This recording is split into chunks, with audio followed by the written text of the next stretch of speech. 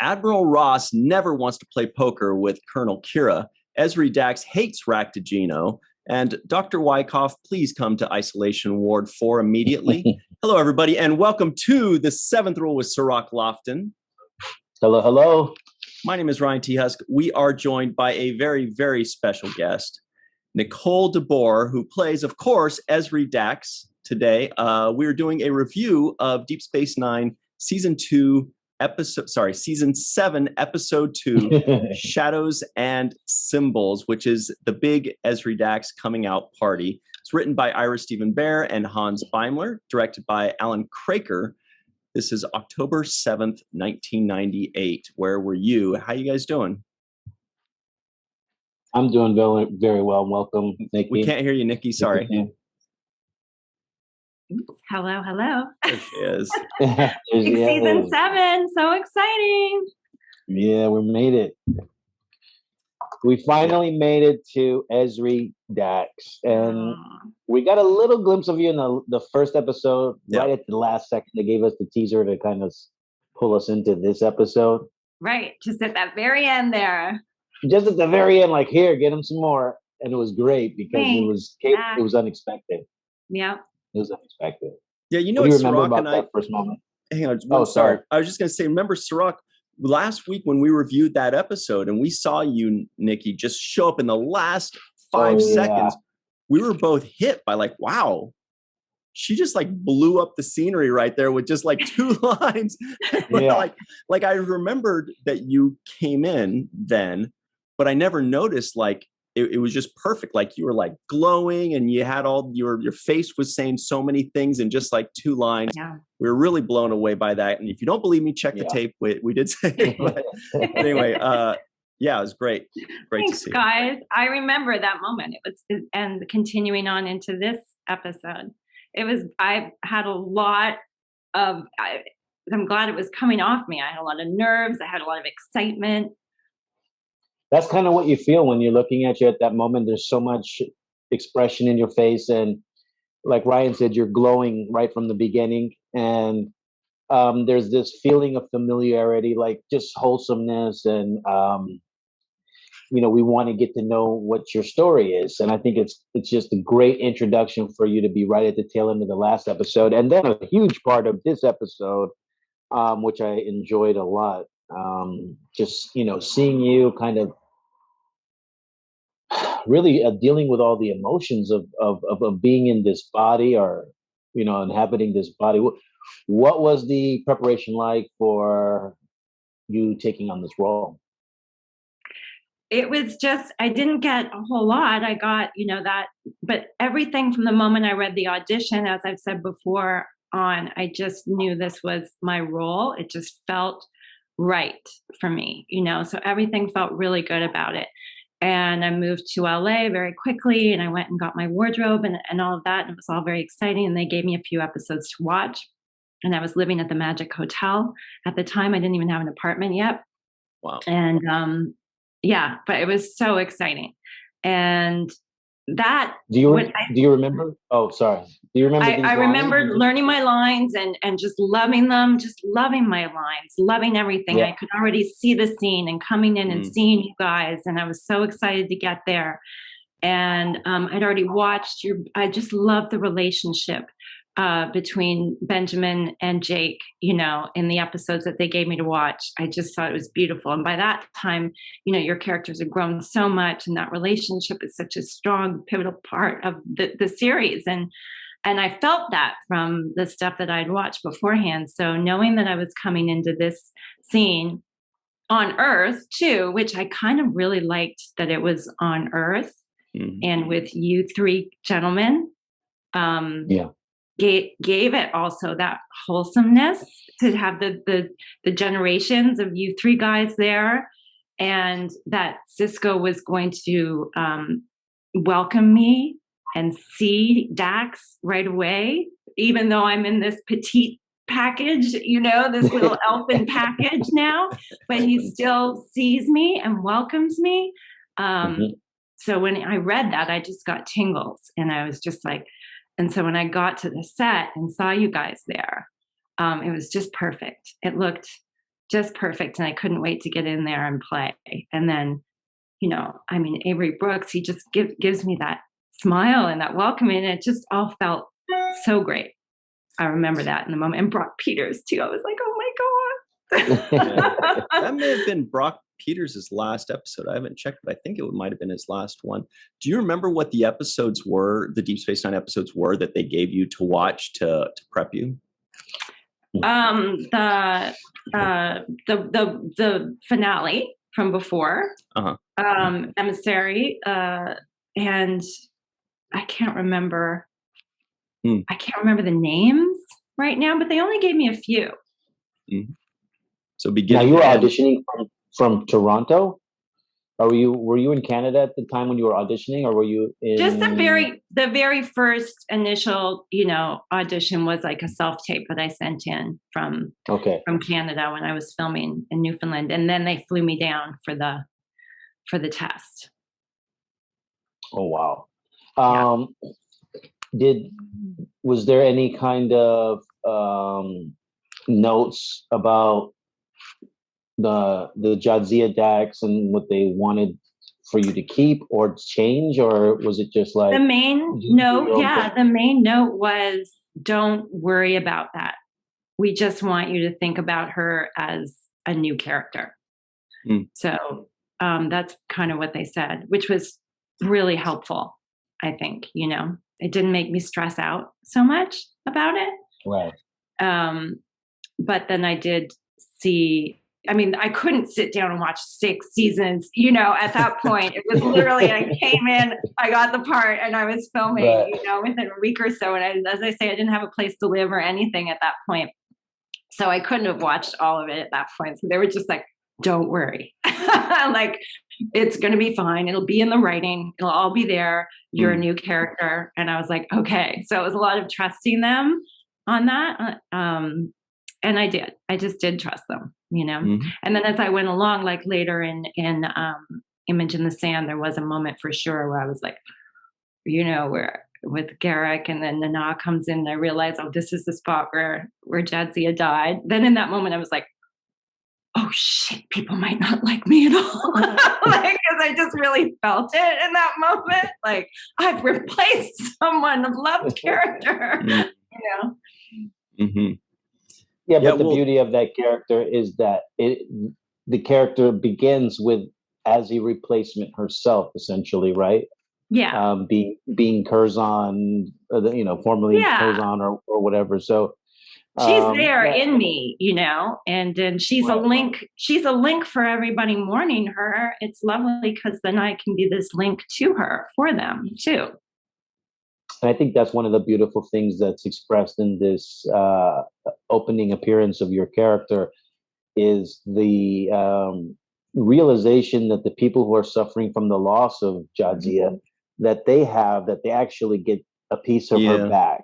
Yeah. So where you see that people might hate you, I think that people love you because it's like, oh, I get a little bit of her back. I get some essence of her back. I get the memories and the story and you know, the history back, even though it's encapsulated in a whole new person with a whole new perspective. So I think it's a beautiful thing that you're kind of coming back. And you showed the right level of nervousness when I watch your performance as coming back. You start talking a lot. You're like, oh my God, I got. And I like that performance because it's like it feels natural that you're just like, just probably overwhelmed with all of this emotion and knowledge about past lives and stuff. And I knew that I was never going to be able to be Jadzia, nor did the writers that they want me to be Jadzia. So I was like, this is what I'm going to be. You know, I'm going to be something very different, but light. And I definitely wanted to bring a light in with me. Seems like they did a good job, the writers, of making it very clear immediately to the audience that this was going to be a different character. Yeah. And you obviously portrayed that beautifully, but I think they wanted to make it very clear right away because otherwise the writing, the acting, everything goes under the scrutiny of, wait a minute, this isn't the same character. But if they establish that right away, this is a totally different character. She has the memories, she has the ties, but this is a different person. You know, this person has the personality of Ezri Dax.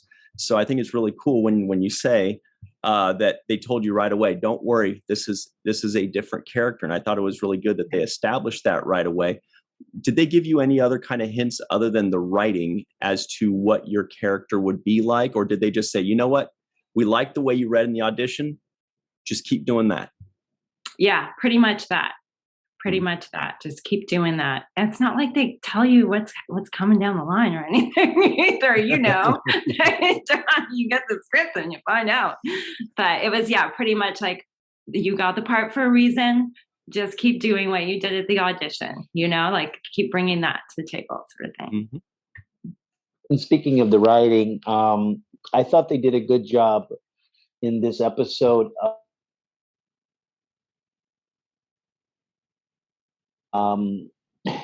A personal kind of connection with Sisko, but also like there were lines that you were able to cross because of your past history with him.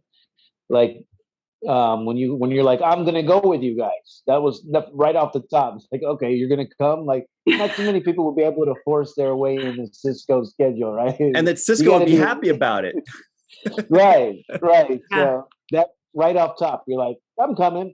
And I love the line you gave, to which I thought you delivered excellently, where you're like, aren't you guys glad you brought me along? Because everything was going to shit. And you're like, hey, aren't you happy that you brought me? It was like, so I love that delivery. But also, and there was another one. Did you get taller, or did I just get shorter? Another one? Yes, beautiful. You get taller? I get smaller. Yes, it was just beautiful, especially for the history of the character. It was so fun. The writing was so great. Like I say, when I read it beforehand, I was like, oh my God, I see it. I can't wait. And then when I got there with you guys, I mean, it just was like magic, you know? Yeah. And then like what I was saying was also like, so because Sisko is kind of losing his mind in this episode, right? You're playing the person who like tries to like bring him back into reality and right the ship or be some kind of lighthouse for him so that he can find his way. Yeah. Because I'm the old man and I'm there in his time of, he's kind of losing his mind here, you know? And so I show up. But that's like, thank goodness that, you know, Avery would allow me that. And Avery's such a great actor. Look at this tiny little girl, you know, and be like, you know, I feel better in her presence. Because that's pretty funny. Right. Your character kind of needed that endorsement. That's introducing this new character.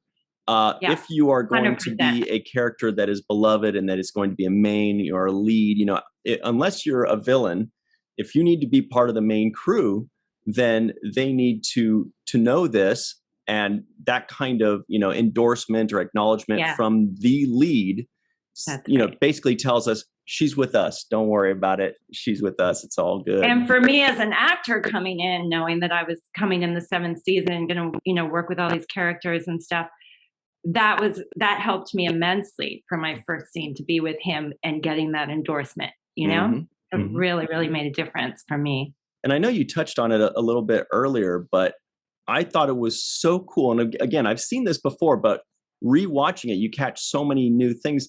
I just thought it was so cool, as you mentioned, that your opening scenes, your opening episode, your opening plot was all about the Siskos, the Sisko and the Siskos. So you got to spend some special time just with Cirroc. You got to spend some special time just with Avery and Brock, you know, and it was just such a great way to introduce you to the story and us to the character.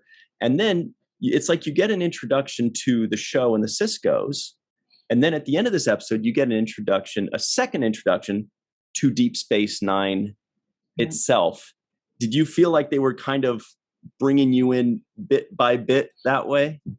I mean, I don't know if that was the intention or just the way the story, but it worked so well for me as an actor coming in. And then I love that very last moment when I come to the station and I turn around and I look back at everybody like, Worf, we need to talk. Killed. That killed me. I actually laughed out loud. They're like, oh, hi. Worf, we need to talk. That was brilliant. That's so funny. It was so fun to play with that too, and have, and then I was really there because I was a fan. I did watch Next Generation. I was like there with Michael Dorn, as Worf, and just saying that line to him. I was just like, oh, this is going to be so fun. Wow. Yeah, I thought this episode was super packed with a lot of stuff, and it's amazing to me that they were able to have. Yeah. I felt like there were three kind of major storylines in this episode. There was the, it was your character's introduction with the Sisko orb search, which I love that whole. I really love the outfits too. I don't know. The outfits were so cool. Cirroc loves treasure hunt episodes. Those are his favorite. So he's like all about it. No, I drew my little. This is my little sketch of the. Oh wow! The stuff that they were wearing with the backpack. That's so cool. But I love the outfits, and it reminded me because like now on the new Star Trek, every episode they have the coolest outfits. They have an away mission outfit. They have just a relaxing outfit. They have like more outfits than so many outfits.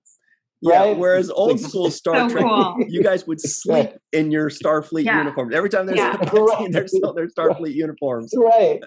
Now there's an outfit for everything. There's a Starfleet logo, the communicator, but it's a jogging suit. It's a workout thing. It's a basketball outfit. So now it's multiple things. But just seeing that remind me that, we had our own little cool little, sand over us. Lawrence of Arabia outfits. So I really love that kind of introduction. I thought it was clever that they were able to weave in all of these major storylines with the introduction of your character, which is a lot to do just to that in itself, but also resolving this prophet experience with Sisko and his, wrestling with himself and being this emissary character. Them closing the Dax thing at the same time they're bringing you in. I thought that is also clever. Very clever. Because on one side when they cut, it's about closure for Dax. I mean for Jadzia. For Jadzia and the closure there. Yeah. And they don't even know that you exist, which is another kind of great thing because here you are on the other side. You pop back up again, and it's like, that might have even changed their whole narrative on this side had they known that you were there. But I love that they had these dueling storylines going on. I thought made it even better for highlighting how special your presence was. Totally, I agree. Yeah, I was thinking about the same thing. That almost seemed like the crux of the episode there was. Right. And again, this was something I didn't catch the first time. I just kind of watched it like a dummy and just was like, wow, this is so cool. But now I look at it more deeply and it was really interesting that Worf gets his closure and all the other friends get their closure. But specifically, especially Worf gets his closure and he's like, finally, my wife can rest. Because he thinks she's in this middle zone where she's not really. Finally, my wife can rest. And then he turns around and it's almost like a resurrection. It's like, it was almost as if the timing were waiting for him to have his closure before he was ready for, this new, situation to come up. Yeah. Thank goodness she was in Stovacora by then. Yeah, because if she showed up before that, he'd be like, hang on, this is getting really confusing. You go back outside. Let me do this other thing first. Yeah. Did they walk you through the whole Dax makeup experience beforehand and say this is what to expect? Or was that something that just hit you by surprise? I can't remember. I don't think so. I think it was all just like throwing on this outfit, show up on this day. Wardrobe fitting, No, go here, go there. It was pretty crazy. It was pretty crazy. But was it Michael Westmore doing the yeah. doing your Yeah, I had just my pretty makeup done first by, oh gosh, why can't I think of her name? What was her name? Was it Kim? Karen? Was it Karen? Oh my God, Mary Kay. Mary Kay. Mary Kay. Okay. I just remember she would always talk like this. And she was so cute. So cute. And then she would do my pretty makeup, just my regular makeup. And then Michael Westmore would come in and with his like Starbucks and come in and do my spots, which was just so relaxing. It's just like these little brushes just tickling your face. And he would just do those every morning. So we did like 99 of them by the end. Didn't take that long at all. By that time, he'd been doing it for years. He could do it with his eyes closed at that. He didn't even there. And people would ask, was there a what do you call it? No, he did it by hand. Did it by hand every day. I think he just enjoyed doing that. And he would come in and just chat about where. I enjoy doing it too with a gorgeous Nicole DeBoeer. I really treasured them. That's really hard, It was lovely. I felt, yeah, I did feel pretty spoiled in those were lovely moments. And then I'd be like, oh, Michael, go on. Oh, was it a nice restaurant? And I'd look over and there would be Armin just like, all getting his makeup done. He's on hour 4 or whatever. Wow. It does seem like it would be almost a little therapeutic for him, though, because of the way the design was of the makeup. It was almost like putting a puzzle together. It's like a relaxing thing where with him, he's just doing each individual little design. He probably has it completely memorized in his head by then. At some point, I bet it's identical. Yeah, I bet you it's identical at some point. It's just he starts with the same set of patterns. Mm-hmm. I'm sure he does. Mm. Yeah, that's amazing. That's great. Did he ever hold up like a sheet of paper that showed exactly what the design was supposed to be, or was it just always by memory? No, just by hand every day. Just, it was always a little different. And then he would number it right down here. It was just like an orange and greeny brown, just kind of 2 colors really. And that I could tell. Yeah, I think so. And then he would number it with Roman numerals down here. And now on Halloween, he drew a little pumpkin. Oh, really? Yeah. I know. Have to look close for that one. A pumpkin. All right, we will look for that. Because it was orange paint and it was Halloween, so pumpkin. That's a real Easter egg right there. Yeah. So we've got a lot. I have no idea what episode that would have been in, but I had a pumpkin. We'll check though. We're gonna be watching, and it was on your right side. Yeah, right. Yeah. So, okay, we'll check for that. We got a lot more to talk about. We do have to go to a very quick break, everybody at home. And I specifically want to know the interactions between the two of you. Personally, I want to, because this was what you shot first, I'm assuming. And I also assume that it might have been pretty hot where you guys were, because it must have been August, but we'll talk about all that good stuff. Everybody stick around. We'll be right back on the 7th Rule.